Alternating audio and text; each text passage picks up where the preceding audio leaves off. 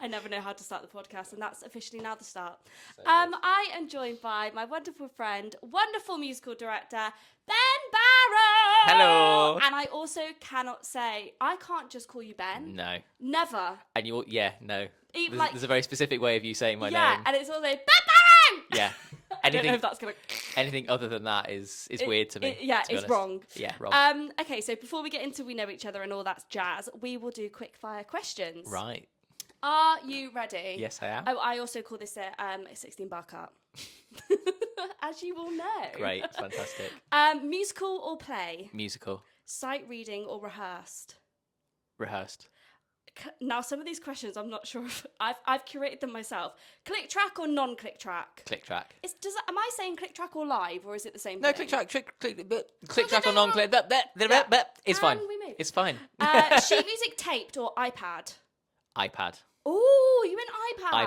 iPad. I'm so iPad that sometimes I'll have paper in front of me and I'll tap it to try and turn the page. Oh, That's happened on more than one occasion. Has it actually? Yeah. No, guys, this world, what we living in. I know, it's That's bad. like me if I'm on my Mac and I'm trying to like touch it and I'm like, wait, I'm not on my phone. No, so definitely iPad. iPad, interesting. Contemporary or legit musicals? Contemporary. Perfect pitch or perfect rhythm? Oh. Is that a fun one? That's really fun. Perfect rhythm. I knew you were going to say that. Yeah, you did. Solo song or big ensemble number? Big ensemble number, Knew that please. too. Thank you. And then just a little fun one at the end. Shopping in store or shopping online? I hate shopping, so it would have to be online. I'm Because the I same. don't have to have the experience of actually going out shopping. Any sort of shopping stresses me out. The only thing I like to do in store is food shopping. Yeah, no, I Because don't mind a see food an shop. array of food, but like clothes, gadgets. Yeah. It just doesn't do anything for me. It's given Amazon Prime. Amazon. Oh. Oh, you don't like Amazon? No, I don't mind Not Amazon. you. I don't mind Amazon. Ooh. Oh, Charlotte, you sure? Okay, so for people that don't know, Ben Barrow and I know each other because we did Bonnie and Clyde. Connie and Blythe. Connie and Blythe. That's what I always called it. Did you not know that? No. Wow, there you go. Did you always call it Connie and Blythe? Connie and Blythe the musical.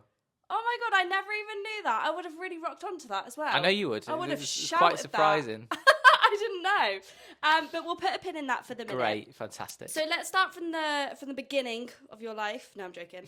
But when did I really am? I think I'm unhinged today. When did music come into your life? When did music come into my life? So I started guitar lessons when I was 4 years old. Oh, So like guitar. quite a lot. Yeah, I started on guitar, which I don't play guitar anymore. So that's Okay. kind of a wild thing looking back on. I probably did about a year on guitar before then I started piano. So I started piano since I was like 5. And yeah, so that sort of was my first introduction to piano. What, and just ever since it just took off, you never looked yeah, back? and that was that. And I think sort of by like 7, 8 years old, I was writing musicals. I was in Mozart. inverted commas. I was by 7 and 8. I was brilliant. No, joking.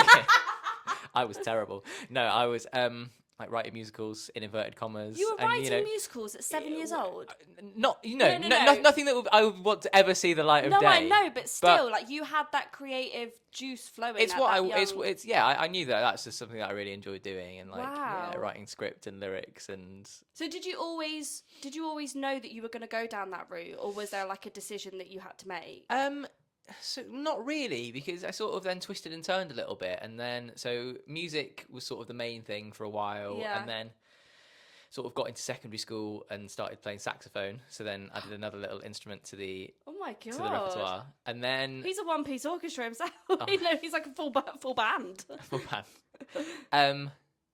But then sort of had never really explored the other side, which was like singing and acting and doing the sort of Yes. onstage side of things, which then I sort of fell into a little bit more in secondary school and, learnt to sing and learnt all that stuff. And then sort of detoured in that direction a little bit more than being a musician. Oh no sort way! of through like secondary school age. So you had an interest of like being on stage as like an actor. Yeah. That's what I did for a bit. I That's what didn't did know for a bit. that. Yeah, because when I went to GSA, I trained on their act musician course.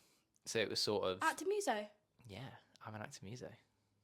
Oh my gosh, Ben Barrow! I didn't know that. No, I'm not anymore. I'm Oh, not, have you I- like I- completely? well, I say I'm not anymore. I much prefer to be sat behind a piano. Yeah. Now. But yeah, so it's quite a twisty turny first like 27 years of sort of starting on an instrument that I now don't play. So how many instruments do you play? I've got piano. Piano's the main one now Yeah. because it's what I have to play most days. Yeah. Saxophone, I could probably still whack it out, you know. I love the saxophone. I've not touched it in quite a few years, but Oh, really? give me a bit of time. Guitar, no way. So I'd say I'd just play piano and sax, but That's sax might even be a amazing. stretch, you know. I don't know. And let's touch upon GSA. So you did the actor music course. I did. So going into GSA, was you like, I want to be on stage, but in like a show that's like... To be honest with you, because it was 10 years ago now that I started at GSA, which is crazy to say that I started at drama school 10 years ago this year. It's crazy, right? Makes me feel ill as well. I'm like, I graduated. Yeah. It's very strange. It's very, very strange to me. We're old, darling. Oh, feel it. No. But no, so sort of, I didn't really know that actor musicianship was a thing. I'd grown up, you know, playing my instruments, playing in school bands and doing all that stuff. And then I'd been exposed to the other side of it. I'd done, you know, local amateur stuff and done stuff on stage and sort of knew that that's sort of where I wanted to go, but didn't know how to do that. About it. Because quite frankly, I did not dance. Right. So I was like, I know that cuts off a few avenues for me in terms of like musical But not theatre. all. No, I suppose not all. But yeah, then found that GSA had this actor musician course. Thought, I wonder whether that might be something to explore. And then went to an open day, went to the audition, and was like, oh my god, I love this. It's like it's acting, singing, and a little bit of movement, but also you get to play your instruments, and that's what everything you want in one course. I want to do all those things, please. So when you graduated, at what point did you kind of put acting to bed? Again, it was a bit twisty turny. Everything was a bit twisty turny, all entwined. Because I graduated 2019. Yeah. So very quickly sort of ended up in a lockdown, in a global pandemic. Oh my gosh, yes, of course. And sort of throughout that time, so GSA was great in terms of the training that it gave, both as a musician and an actor, and singing, movement, all that stuff, but also the opportunity to sort of lead a room and be creative and write your own stuff and devise things were also things that we got there. Yeah. So I'd sort of started to explore the musical director side of my skill set a little bit whilst I was there. But yeah, it was sort of during COVID that I started doing more orchestrating and more writing as well, and started to get a few more people saying, "Hey, can you play for me for this, or can you MD this for me?" So sort of through then, I went, "Okay, this is a potential avenue that I enjoy. I enjoy doing this."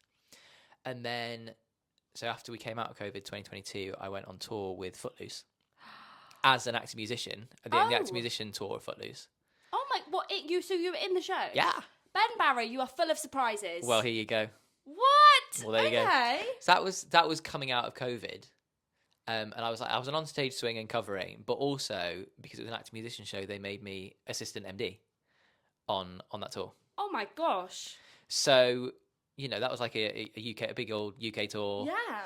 And again, I just found that I was going, which bit of this am I enjoying more right now? Like sort of which side of the skill set that I'm using am I enjoying more? Am I enjoying being on stage, or am I enjoying, you know, helping to run? Did you feel like you had to choose, or was it more just like you felt that there was an imbalance type thing? No, at that point I didn't feel like there was a choice to make, to be honest, because I was quite happily doing both on like quite a big job, quite a prestigious thing. I was like, no, I'm having a lovely time doing both. Yeah. So I didn't feel like at that point there was any particular like, oh my god, I must choose between these things, because you can do both. You don't need to. They were coexisting quite nicely. Yeah. So yeah, that was a good. I think that was the job that really helped me to go, oh my god, I can do this as well as act and sing. And then kind of organically, it's gone into you being a musical director. Yeah, I don't know if organically is the word. I think there was a moment of decision, but I think it came quite a lot later. I think Footloose wasn't that, and I think then I did a couple of other jobs. I did a couple of things on a cruise ship away. I did some other stuff. And then I think I reached a point, and again, like, you know, it's good to be honest about these things, 100%. where I sort of went, performing's actually making me really anxious now. Performing's making me not feel good. And so many people get to that point. I think I got to it quite early, because that was over 2 years ago now. So I'd still been, you know, like 25, 26. So I think I reached it quite early. Because it's really stressful. It's really like adrenaline driven. It's a lot of like instability, not knowing. So like I can really Totally. understand why people get to that point and go, actually, I don't know if this is for me. 100%, and so many reasons why that might happen as well. Like so Yeah. many things. Like for me, it was being in a rehearsal room and having to get up in a rehearsal room and do things. It's daunting. I sort of went, oh, this now doesn't make me feel very nice. It's daunting. And I to this day I have no idea what that switch was. I have no idea, but I sort of then went, okay, well, thank goodness I have this other skill set that I've been developing alongside. Then maybe I should, explore that and see if just doing that makes me any happier. That's something that we haven't even discussed on this podcast yet, is actually the rehearsal room. And I know exactly what you mean, because when I booked Bonnie and Clyde, it was my first musical on land, as I call it, because I've also done a ship. But my first musical on land, and you just have to, it's so weird. It's like, yeah, we're rehearsing, right, scene one, who's in it, let's go. And then you just kind of go, and you're like, wait, people are watching. Like, it's really, really scary. It is. It's really daunting. Yeah. And I think, like, I talk about this quite a lot. I think having been on that side of the table, as it were, Yeah. and now sitting behind a piano and MDing, I think it's really shaped how I like to cultivate a room and how I like to run a room, because I know how it feels to be stood there going, oh no, Yes, like I don't want to do this right now. Yeah. And just like that feeling of safety that you need from everyone in the room in order to succeed. And you I think it's so 100% bought that from like day dot. Like, no, 100%. Thanks. What is the for me, and maybe some of my listeners, what's the difference between a musical supervisor and a musical director? Because I never ever know. It's an excellent question. It's a chain of command thing, really. So musical supervisor is a step above MD normally in terms of like seniority. Oh. Yeah. Oh, so it's like, if we're gonna like rank it, it's musical director, then musical supervisor. Yeah. Musical supervisor. So musical supervisor is sort of responsible for, what's the best way to describe this? Sort of the overall musical vision of a show. Right, that's the musical supervisor. Musical supervisor, if there is one, because some shows operate with just a musical director. Right. So, like for example, Bonnie and Clyde, Yeah. Fringe Theatre, often those roles are sort of truncated into one. Into one person. But if you're working with that structure, the musical supervisor is sort of overall musical vision. They'll be like the core member of the creative team, slightly they make earlier the in the decisions. process. Right. If there's any click tracks to be made, any additional orchestrations to be done, anything to be tracked. That's usually music. Again, like it's all broad brushstrokes. This is normally what would happen. That supervisor, who would then pass on to an MD to sort of be in charge of everyday running of the room and all the show. So teaching casts, vocals, making sure things are clean, obviously conducting the show. Yeah. Staying with it once it's open. That's funny. I thought it was the other way around. No, well, yeah, because I suppose supervisor, if you take it into context of, like if a you're normal working in job. Tesco, Yes, that's your supervisor That's is what I did. your boss, And then it's like the manager is Is the producer. Oh, okay. Is the producer of the show. Exactly that, not the producer of Tesco. and then I'm stocking shelves. Stop, and I'm on the tills. I've actually done that before. I don't recommend it. I worked in Tesco for a bit. I worked in a supermarket, the blue one, for a bit. I don't know if you can say Tesco on your podcast, can you? I don't know, can we? Well, I'm not getting paid, so let's say it. Tesco. Tesco. Tesco. Freebies, please. I worked in the orange one, Sainsbury's. Sainsbury's, and I worked in the freezer section of Tesco, specifically the freezers in Guildford. Oh no. It was chilly. Did you have my gloves? I had some gloves and I had a nice little fleece, but I once got locked in the freezer. There was, as in not like the one out in the shop, but like, so you go behind the scenes, and you'll know this if you worked in the orange one. Big old freezer where all the cages are with everything in, with like a slidey door. I never saw that in Sainsbury's. Did you I not? literally clocked in, walked straight to the till. That was it. I was Well, literally just on the till you're for on the 4 tills. hours. Yeah. I bet you were great on the tills. I bet everyone loved you on the tills. I was quite chatty, but sitting there, the minute I sat down, I was clock watching. Really? Yeah, I just didn't find it stimulating. fair I enough. love talking to people. Yeah, I was going to say, you meet loads of people though. Yeah, but like sitting for 4 hours, like, it hurt my back. Fair. Yeah, I was Fair like, this play. isn't for me. Fair play. But you got locked in a freezer. Got locked in a freezer. Yeah, the big freezer where all the stock was kept. I'd gone in, then left the door open, and my manager walked past and shut the door behind him. And I don't know why. And maybe I'm remembering this wrong, because you know how sometimes you trick yourselves into thinking that things are different to what they actually were. I remember him sort of just walking past and doing that, and me not being able to open the door from the inside. Now, maybe I could, but just didn't know how to. Don't know. But how silly to have a freezer that you can only open from the outside. Oh, You know so what I mean? you genuinely couldn't. Genuinely couldn't open it. No. So I was like banging on the door, and he came back and let me out. But in my head, I was already playing like the film that they were going to make about me. Yeah, You know what but I mean? also I would think like I would check if I saw like a freezer door open. I would go inside to make sure no one's in it before I shut Wow. it. Tesco Guildford's. Right, we're gonna be suing them. I'm not joking. I'm joking. Cut that out. Cancelled. No, it's fine. That's so funny. It's random. That's so random, but like kind of iconic. It's given have you seen the film Wild Child? No, I haven't. Oh, she literally gets there's like a fire in the school and she gets stuck in the freezer because she's eating ice cream and it's like one of those big freezers and you are basically her. I am the wild child. I am the wild child. It's been said. Anyway, what were we saying? Musical supervisors. There you go. So, do you have to audition to be an MD? It depends. I've known it happen both ways. Okay. So I've known. Well, I've got jobs off the strength of contacts and connections and having worked with people, whether that be a producer or a director or a musical supervisor before. And then sometimes that'll be direct offer if they know they want to work with you. But also I've self-taped for jobs. I've self-taped. Yeah, I've self-taped for MD jobs before. Well, literally that's you quite like common. on a piano? Yeah, just playing material. Oh my god. Playing stuff that they sent. So it's varied. I think a lot more than in performing. I think it's to do with your network and to do with the people that you've met and worked with who could potentially rehire you. That's so interesting. So when you self-tape, do you have rounds? I mean, I've never experienced rounds as such. I've experienced, okay, here's my self-tape, and then somebody going, can you just do this bit again, but do this? Oh. I've had that, but I've never had okay, you're through to the next round. You've got a recall. There might have been. I just didn't get there. But you know what I mean? Like no, but you know what I mean? Like I've had the sort of, oh great, thank you. Can you do that again, but just sort of do this a little bit differently, or can you now do this bit as well?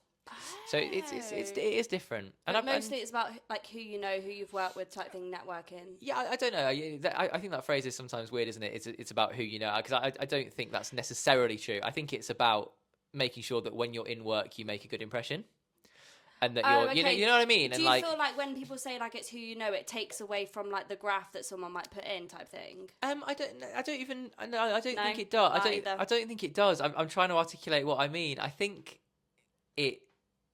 I don't know. I think it then puts a pressure to, what I would never want that to be associated with in this industry is feeling like you have to, attend every press night and schmooze and talk to everyone. Because that's something that I'm not good at. Me neither. It's something I'm really not good at. Yeah. So I sometimes think who you know has those connotations of, I have to be everywhere and talking to everyone and sort of making sure everyone sees me. Okay, no. I meant it is like if you like, for instance, like in hypothetically, you're on Bonnie and Clyde, you make a really good impression, they do another project, they're like, oh, we'll get Ben. 100%. That's what I mean by who you know. Yeah, sort of making good impressions in the work that you're doing, I think is important in sort of creative work. Talk to me about auditions, because I feel like a lot of my viewers, I imagine, will be actors themselves, auditioning or in shows. When an actor first comes in for a first round, what is it that you specifically look for? Interesting. What is it that I look for? Is that a big question? First round? No, it's not. It's interesting because again, it will always depend on project because obviously I'm always listening to their voice. Yeah.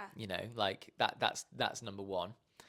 I think what's become really clear to me is when you see someone walk into the room and they're being themselves and being genuine and being how they will be in a rehearsal process. Oh, okay. And when they're maybe not, and not through fault of their own, through fault of feeling nerves and feeling like they have to act a certain way in an audition room. And I think that's that's a cultivation thing. That's a sort the industry thing out a little bit of how we approach auditions and how we destigmatize them almost as being 100%. Something that's not as stressful as it currently feels. Yeah, as it needs to be.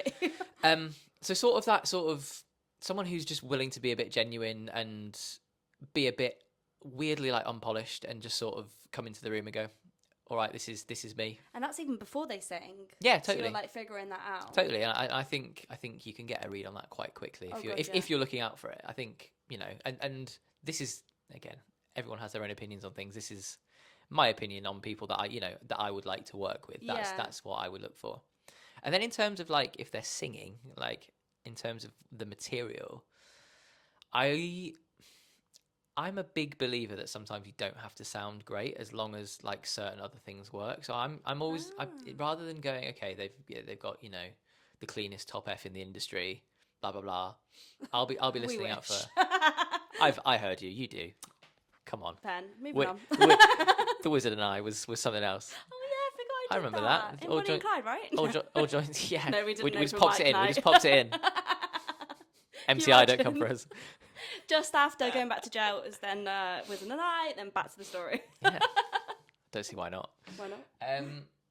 No, so I think I've completely forgotten what I was saying. Oh my god, what was I saying? What you look Yes, for vocally. yeah. So sort of, yeah, obviously that's important, and vocal health is important, and knowing that they could sing a show and sustain a show is important. But Yeah. also like phrasing and musicality and Oh. punctuation, which may not be an answer you'd expect me to give, but like Ooh. if you know, if learning. if you're singing a song which has a clear story and has, you know, lots of acting through song potential, like are you using the phrasing of the music and the punctuation in the text together to help you to like deliver it, or are you just singing it for the sake of singing it?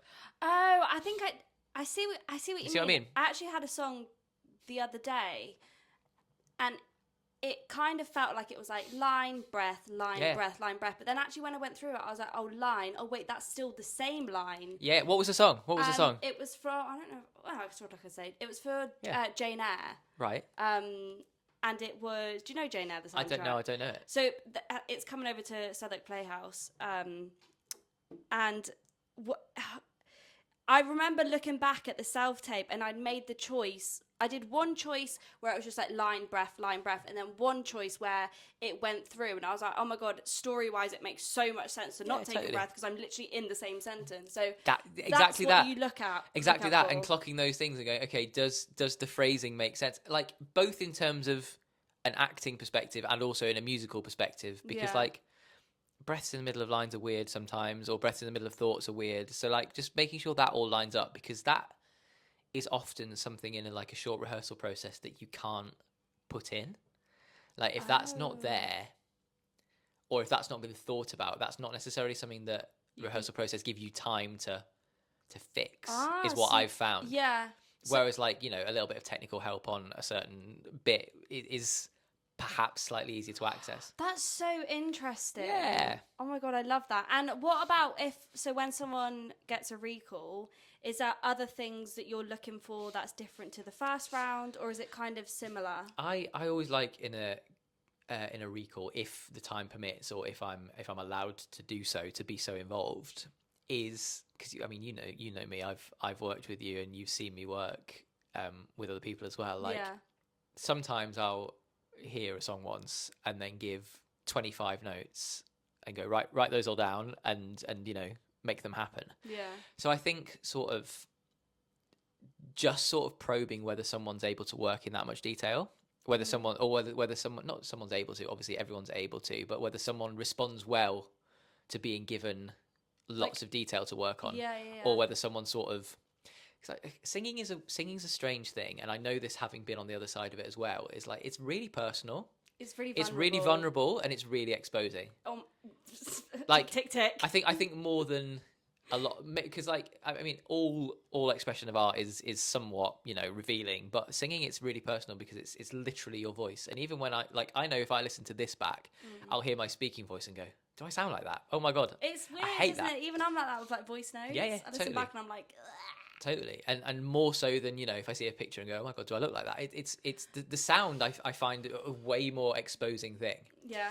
Don't know why. I agree though.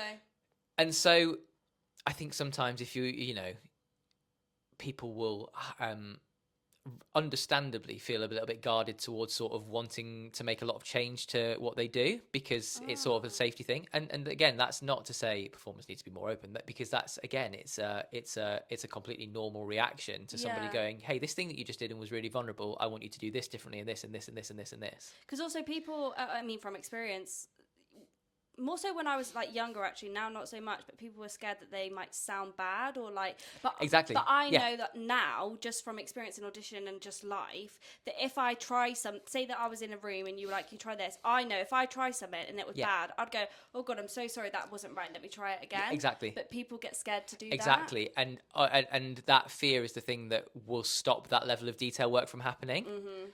And again, like the blame can't be on anyone in that situation, which is why I'm never in, like, I never ever go, oh well, that's not going to be achievable with that person, because it's again, a really high pressured environment. It's a really high pressured environment, and again, that comes back to the kind of room that as a creative you cultivate, and like how you then decide to run the room, and like, okay, can I make this person feel safe to do these things? Like that then becomes important, and like, I mean, I'm totally sidebarring here, but I think it's an interesting sidebar. Like, one of the most interesting things, like, since sort of transitioning into MDing more, isn't actually like, you know, the playing was always sort of fine. The sort of leading rehearsals is all good for me. The thing that I think I learned quickly was there's a really specific art to giving notes. Okay. And sort of giving a note in a way that is going to make the person who's receiving the note feel safe to receive the note, feel like it's not a criticism. Yes. Because notes can sometimes feel like criticism, and I think it's really important to sort of wipe that straight away as well, and sort of make it's a note is something to help you help be better, not be like that was wrong. Yeah, and also like not even be better sometimes, help towards like a shared vision of what the thing should be. Love that. You know what I mean? Like that's to me what a note is. Yeah. And I think that that's a real art, because that will be different. Like how you give a note to a person, when you give a note to the person in a process, will be different from person to person. Yeah. And will be different depending on what sort of day that person's having. So God, it becomes, you have to like really know the cast, don't you? I mean, I like to. Yeah. This is my. Yeah. This is what I like to do in my practice. I think that, you know, like, so I know other people who just go, right, I'm just going to give my notes now. That's it. Great. Yeah. But I tend to sort of take a step back and go, is this the right moment to feed this in? Is this something that I should? Is this a working thing that I should do at a different point? Is this something that should be a one-on-one conversation, or can I give it in a note session? Is it better if I leave that till next week when they know the material a bit more, blah blah blah? Oh my so God, I think there's so many things to think about. There's so many things. It's interesting. I love that you're so like you care about the way you work, you care about how you work, and you care about what other people feel as well, and that's so nice. Totally, and it's but I do you know what, we've come a long way from where we started here, because we were talking about recall auditions, weren't we? So in recall auditions, I always like to sort of work, if I can, a little bit to sort of probe to see, okay, how would you respond to sort of the kind of detail work that I like to do when I'm working in rehearsals. Does it feel like you trust me to do that work? Does it feel like I can trust you to then implement that stuff? That's what I'm looking for. But also like making that a bit of a two-way street and just trying to get to know the person, because I think largely, this is blanket terms here, because, you know, this industry is full of fantastic people who are brilliant at what they do. By the time you're a certain way down a road in an audition process, it doesn't become about who can do the job at all. It becomes about who's best fitting this shared vision, who best serves that. It's not about you can do the job, you can't do the job. I feel like, because the way I see it, I've never been told this, but like once you've got a recall, they can see you at somewhat in the show. So it's not about totally. It's not about, oh, can they do it? Can they not? Like if you've got a recall, obviously they see that you can do it. It's now just this puzzle. It's putting puzzles together. No, it is that, and so I think the first round is the time to, you know, look at how they are in the room, look at how, again, the phrasing thing, the punctuation thing, the storytelling through song thing. Yeah. And then recalls is a time to sort of try and get to know them a little bit more, and like, I mean, obviously within quite a pressured environment and quite a short space of time, but to sort of try and work a little bit and see what that relationship would be like. Talking about auditions, I just thought of a question. I was going to say, can I ask you a question? But of course I can. It's a podcast. No. You know, when some auditions you have the MD of the show there, and some auditions you have like a pianist that comes into play. Yeah. Why is that? Like, because is it not beneficial to always have the MD in on all auditions for the vision of the show? I mean, it depends. I've very rarely seen it that there's no direct like musical representative from the show. I don't think I've ever seen that actually. The only reason I ask that is because I've been in auditions where, and maybe it's just me not noticing, maybe the actual someone from the musical, you know, background of it has been on the panel, and maybe that's a question I've got for you then. Would they rather be on the panel to see what they're working with rather than being behind? I've never been in that situation. I've always played for auditions that when I'm the MD in the room, but I know a lot of MDs that prefer to have an audition pianist so that they can sit and watch, and I you know, hopefully it'll get to the point one day where I would also like to do that and have an audition pianist. I love that.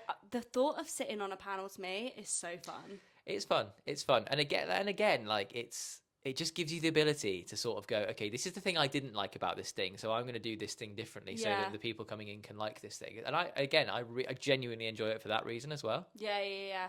What's just to finish off this section, do you have like a piece of music that is like the best thing that you like to play? Best thing I like to play, like in an audition, you mean, or like no, just in life. If I was to say to you, oh, can you like just give me a little something now? Like, do you have a? Oh, do you have something? Okay, it's interesting. Well.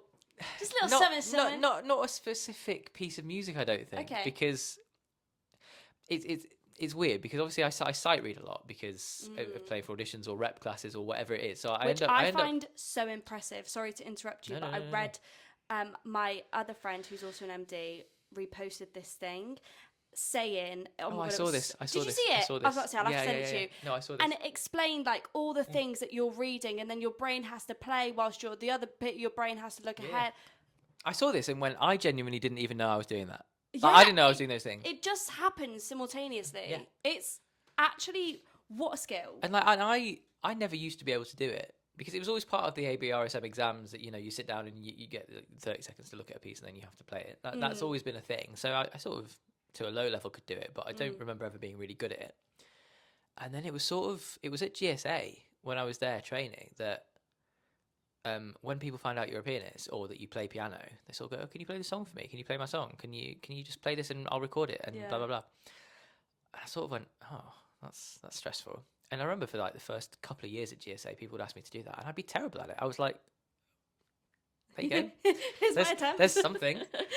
And then just the more you do it, I was like, oh, this is getting easier now. I'm starting to identify, you know, patterns. Because this is the thing, like, often sight reading, your brain is not reading every single note on the page. Yeah. Your brain is condensing the information into something that it can understand that quickly.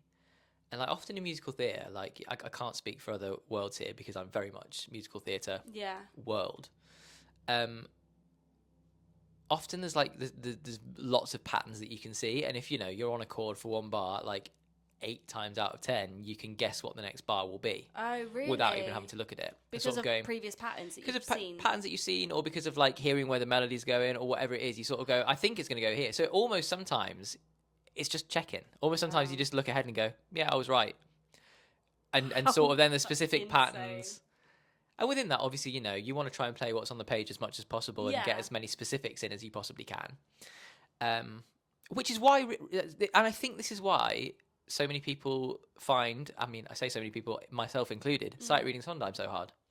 Because, yes, they say that. Because of the lack of pattern, because of the fact that he won't come back to a pattern again, because he'll move on to a completely different idea. Oh, is that what it is? I think it's a big part of it. I think sometimes what's on the page isn't any harder than something else. I mean, it is. But I think one of the things that makes it particularly hard to sight read is that your brain can't predict what's going to come next as well as it can in other contemporary musical theatre. What about Jason Robert Brown? Is he the same? Or no? I find Jason Robert Brown easier to sight read than Sondheim. Oh, really? Because I think that I'm quite aligned with his sort of stylistic sort of nuances, because I've been told that when I write a bit like Jason Robert Brown, and I don't know which way around. Wow, what a compliment! Well, is it? Yeah, maybe. Or is that saying stop copying someone? I don't know. No. But like, so I think that again, this sort of pattern guessing, I'm sort of with his stuff, most of the time can guess roughly where it's going. Yeah. And there's themes, there's patterns, there's things that he does from song to song There that you is. I'm not Yeah. even like hugely musically inclined, but there's some songs that I know it's just Jason Brown. Yeah, totally. And I don't know why. Yeah. I can hear, and I'm like, that's JRB. He loves a minor 11 chord. Yeah, There he you go. does. He I'm loves a gonna minor actually- 11. I know what that is. He loves a walk up in the bass from the 2 to the 3 to the 4 to the 5. He loves that. What does that mean? Boom, boom, boom, boom. Yeah, just like moving up a little step. Oh. Like a 2 chord, then a 1 chord over the 3, then a 4 chord, then a 5 chord. There you go. I wish I could play piano. Oh. He loves one of those.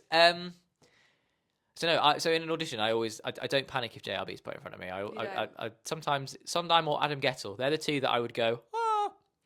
I don't know who Adam is, I'm so Gettel sorry. wrote Light in the Piazza, which is like really hard. Really hard. So if someone puts Sondheim in front of you, do people bring Sondheim to auditions? I rarely see it. Oh really? I rarely see it. I mean, I've people tend to bring it to like rep classes in drama schools and stuff, and that's but you know what, like fair, you should be able to. You should be able to, but then I think it's a two-way street. I think that you should be able to bring what you want, but then I think you can't expect then perfection in terms of every single note on the page will be played. I think you can expect someone in an audition that can get through that for you and won't throw you by playing the material so badly that but you know, I think audition piano playing is hard. It's a really hard thing to do.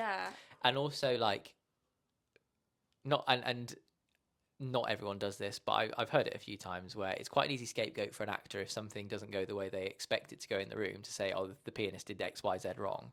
Oh yeah, I've heard people say that. And sometimes that might be true, you know. But I always think it's like, come on, take accountability. I always think it's an interesting thing though, because it's like, okay, they've played 60 songs today. Like, come on, give them a break. Give me a break. I couldn't do it.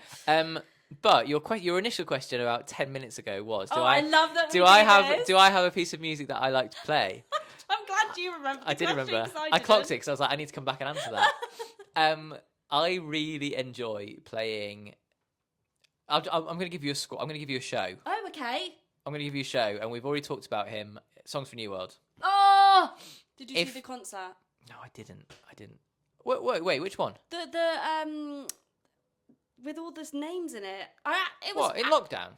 No. During COVID? It was actually. Was it during Bonnie and Clyde? It was during Bonnie and Clyde. Oh no, I didn't. Yeah, the recent one with him conducting. No, I didn't. Yes. And he was like on stage. And I was like, Jason. Did you see it? Yeah, I did. I went back. That's why I'm pretty sure. We talked about it. I remember it. Yeah, because I'm pretty sure it was during Bonnie and Clyde. It was definitely a Sunday. But I'm really bad with like names and stuff. But I know there was. I think Joy Woods was in it. Joy Woods was in it. Not me. I've actually seen it, and I'm like, was she in it? Yeah, she was. No, it was fabulous. I can't believe you didn't see it. No, I didn't. I suppose we were in Beeham. We were in Beeham, having a lovely old time. It was really good. I love that soundtrack. Yeah, but like some of those things are really nice to play. I'm Not Afraid of Anything is lovely to play. Like whenever someone puts that in front of me, I'm like happy. Christmas Lullaby from Noted. The other day, I was at a drama school and someone went, "Can you just help me? Can you just play this so I've got it recorded?" And it was Christmas Lullaby for Songs for New World, and I was like, I'm in my happy place. Like that is a gorgeous piece to play as well. Okay. So if ever I have an audition and I know you're in the room, I'm going to bring I'm Not Afraid of Anything. Do that, because I'll have a great time. Watch him. We'll bring that song. I'm having a great time. Yeah, I will be vibing. On the opposite scale of things, for not to bring it down too much, but what's one of the toughest parts of, or the most challenging part of your job? Would you say? Yeah. I mean, I love it, and I love being in a room, and I love all aspects of sort of what I do, like through from teaching and rehearsals through to like, cause I've done a bit of supervision as well, particularly for panto, so like making tracks and arranging and orchestrating and writing. I love all of that creative process and tech and running a band call and having people down in the pit. I like it. It's all honestly so much fun, and I am so much happier doing it than I ever thought I would be. So I'm in such a good place with it, and I love it. I think, and like this feels like a cop-out answer, but I think anyone would give you this answer in any creative industry anywhere in the world. It's probably the imposter syndrome of it. Oh, I did a record yesterday, and that's one of the list of questions about how to deal with it. I think it is because like every single time I start a job, I convince myself that it's the job that I'm going to be crap. No. Like genuinely, like, and I'm quite good at rationalizing it and internalizing that and not letting it affect the process. But like a couple of days before, I'll be prepping the score, going, I've got no chance. I've got no chance of doing a good job at this at all. Isn't it crazy what we say to ourselves? It's wild. Like I've already done it 3 times this year already. I've gone, no, No this way. is the one where I'm going to lose all my ability. And sometimes that'll be a day-to-day thing. Sometimes I'll go into a rehearsal knowing I have to teach a certain thing and go, I'm not going to be able to do this. And it's inexplainable. We end up doing it as well, and even though we've got fact of like, no, the evidence is I've actually done it, you still go through those times where you're like, totally. I'm gonna be real with you guys. I feel like I'm getting it with this podcast, not today, but I mean, like,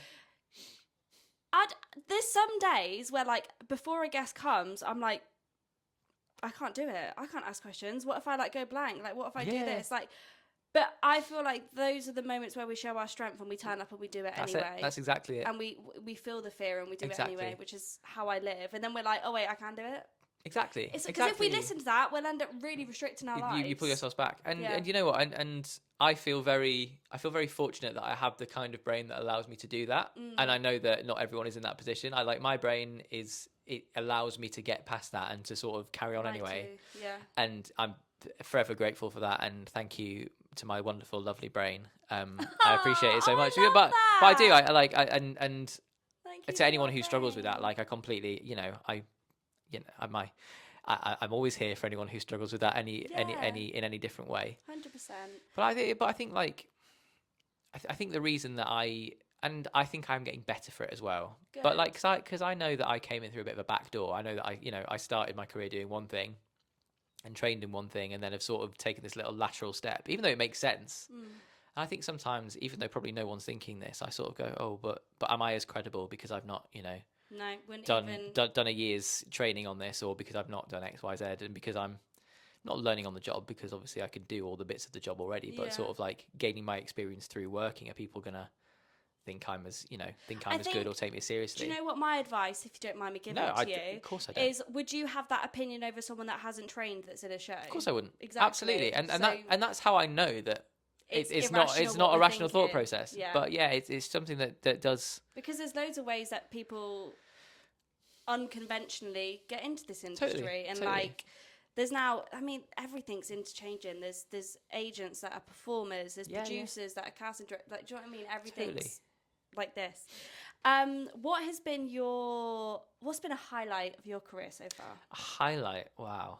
Apart from Bonnie and Clyde. Well, do you know what? I no, genuinely, I'm not even saying this just because I'm sat here talking to you. I think possibly one of my favourite jobs was Bonnie and Clyde. Don't cry. I think it was genuinely one of my favourite times. Wasn't it amazing? Because it was really unexpected. Like I didn't expect to be doing it. I didn't think I was doing it. It sort of crept up on me. It crept up really quickly. Like it crept up really, really quickly. I only found out I was doing it about 4 weeks before rehearsal started. And so I was like, whirlwind. But then what a musical. Oh, it's great.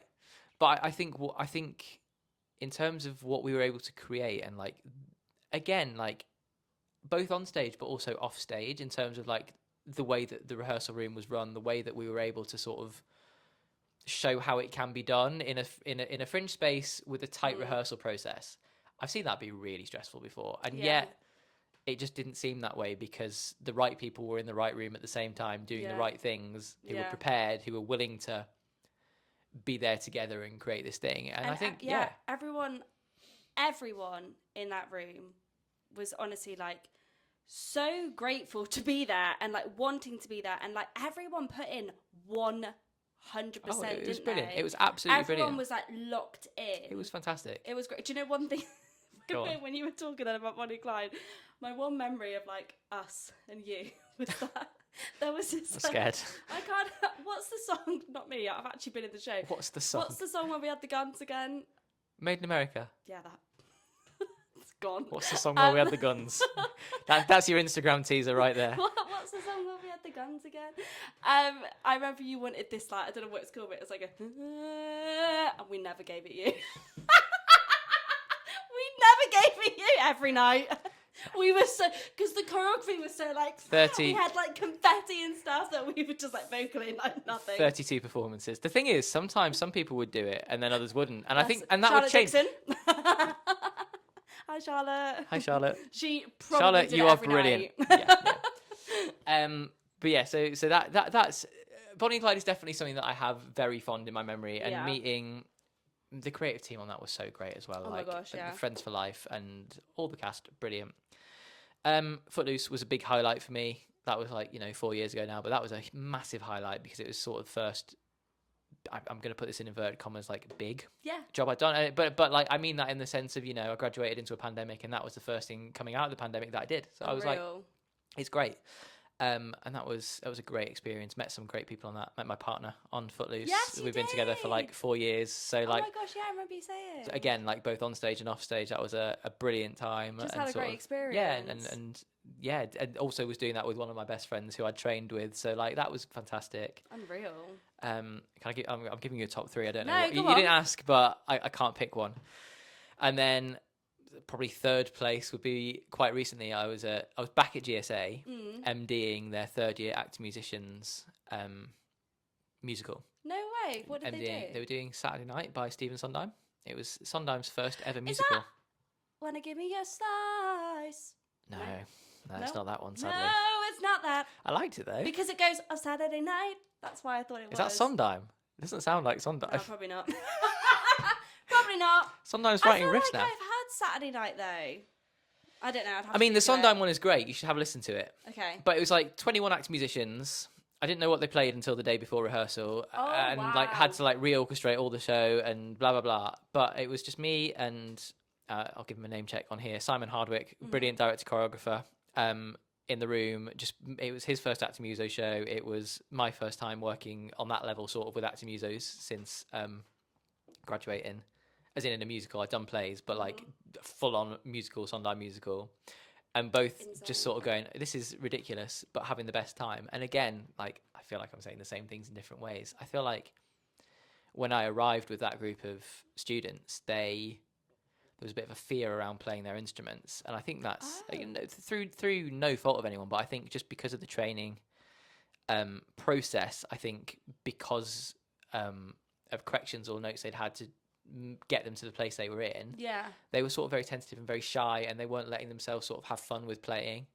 But by the end of the process, they were loving their lives, they were and sort of loose. genuinely seeing in that 4 weeks the transformation in those 21 young people. I was like, that's pretty special. That's amazing. So that's my top 3. You didn't ask. I love that. No, I love it. It's the point of this podcast is to let you guys speak.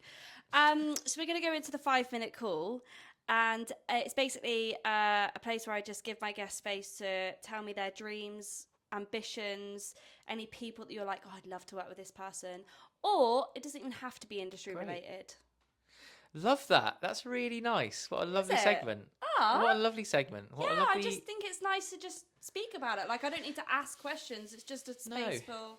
It's interesting because I don't have...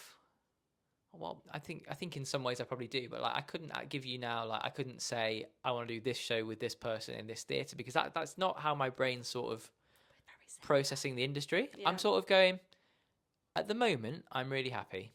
I'm doing things that are creatively fulfilling. I'm fortunate enough in an industry where things are sometimes bloody hard to be having a good time, working pretty consistently with cool people, with different people. Yeah. So more of that. Yeah, is honestly all I have for now, and hopefully that will help me continue to kick on. I love that because that sounds to me like you're living in the moment. I hope so. I like to think so, and I love I love my work. I absolutely love it, and I never want to tip over into the point where it's the only thing in my life. But I absolutely love it, and so any sort of opportunity to be creating in a room, teaching. Great. I mean, I would love to. Let's talk about some specifics that I know I want to do someday.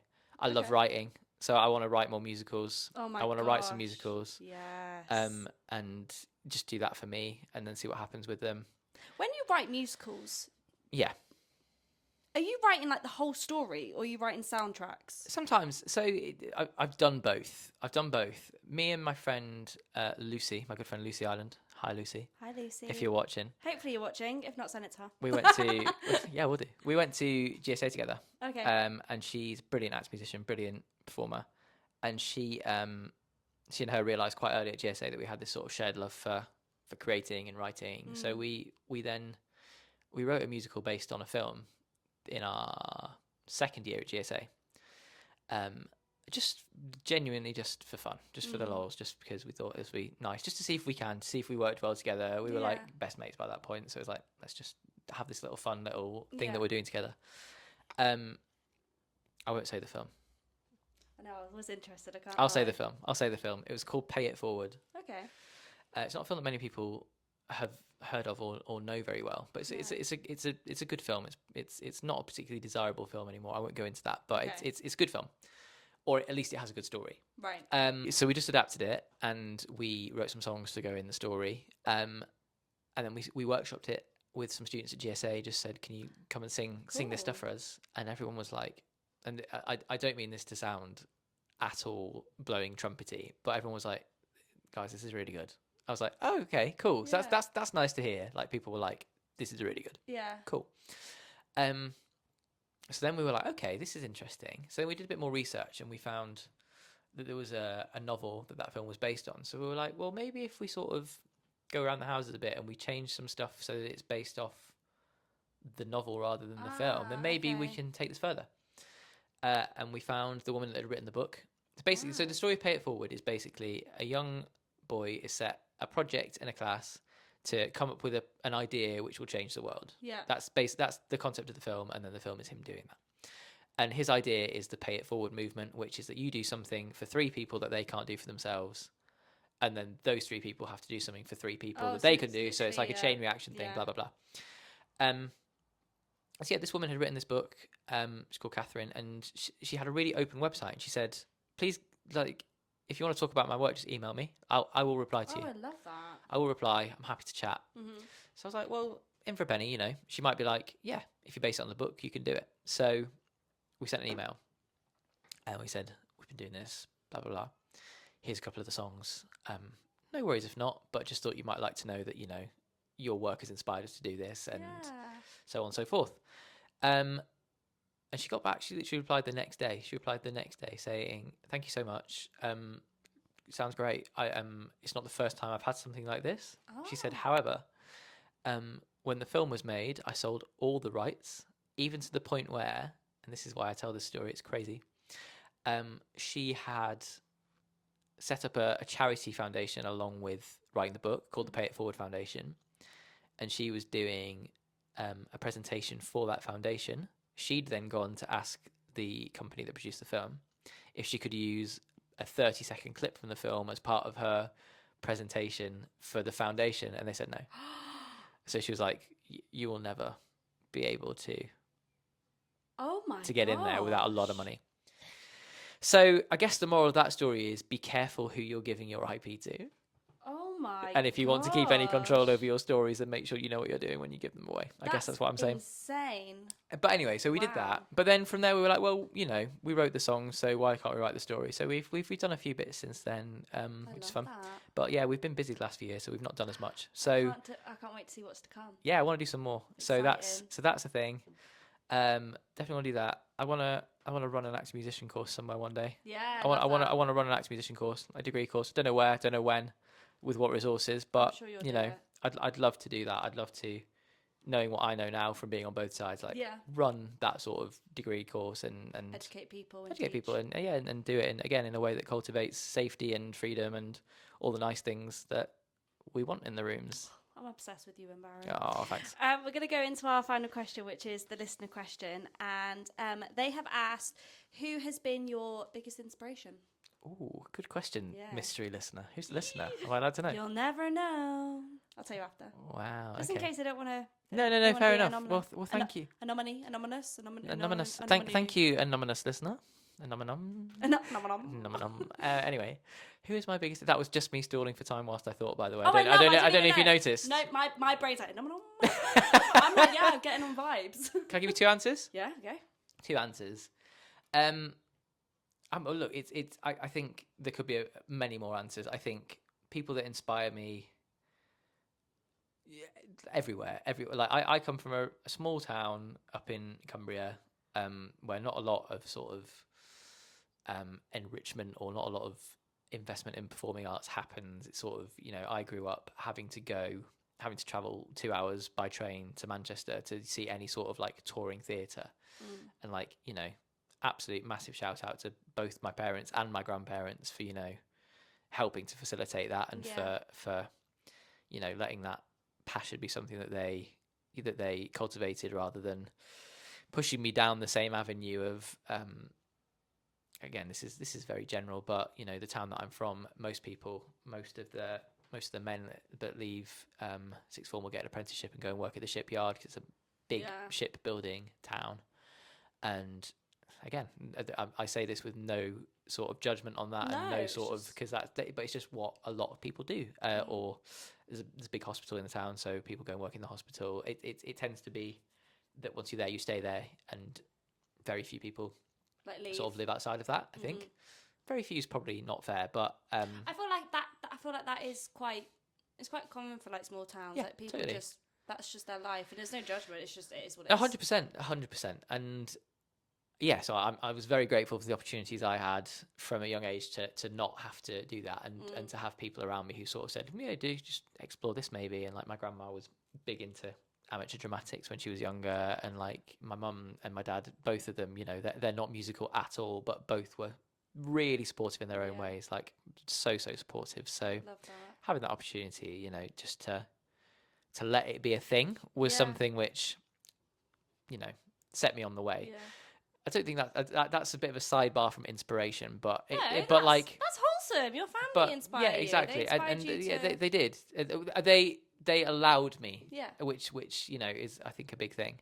I love that. So very, very grateful for them still. Inspiration. I had a phenomenal music teacher at school. In a lot of places, in a town where, again, in a place where sometimes it's an overlooked thing, like the sort of creative arts is overlooked and sort of not seen as essential, especially in the school system, which it absolutely bloody should be. He was one of the most inspirational men I could have possibly wished to have, and sort of, again, someone who allows you to push in that direction, and who, when I was a shy, anxious little year 8 and didn't want to go and push myself or do anything, was like, why aren't you coming to the wind band rehearsals, why aren't you coming to the school band rehearsals, you should be there, in a sort of really stern but sort of very caring sort of come on way. And was always there. He's an absolute legend. Oh, I love absolute that. legend. He's still going, he's still there now. What's his name? He's Richard Butler. Richard Butler. What Richard a name Butler. as well. Richard Butler. Oh, Mr. Butler. Mr. Butler. Mr. Butler. So Mr. Butler definitely again did a lot of allowing for sort of helping me on that path, and I'll never forget that. And then any more? I mean, the thing is, I think you learn from everyone that you work with. You learn from everyone you work with, and I think that's either you learn, and I again, this might sound shady, I don't mean it to at all, because it's all a matter of opinion. You either learn what you want to do, or what you don't want to do, and what traps you don't want to fall into. That's life anyway, I think, as well. And I met a man called, another name check, Paul Herbert, in my third year at drama school. He's an MD, musical supervisor. He came into MD one of our third year shows. And just like the absolute epitome of like, oh, that's how I want to run a room. Yeah. And so I think in the literal sense of like inspiration and sort of drawing on someone for inspiration of how you want to work, how you want to be, then like I go, Paul. Yeah. Go on, Paul. Shout out, Paul Herbert. I love that. Thanks so much for being here. Oh, you're so welcome. It's been fun. Thanks for sharing your thoughts. It's been amazing. I could literally, as I say to pretty much, I say this every episode, but I genuinely could just sit here for hours and just chat and learn. It's lovely. Because also doing this, I learned so much. And especially like this episode, like I don't know loads and loads about MDing and stuff, so this is why I love to do it, because I'm like, oh my god, there's so many things that I'm like, that's amazing. But yeah, thank you so much for joining us, and thank you guys for listening. Please like, subscribe, comment, all that jazz, and have a gorgeous week. Goodbye.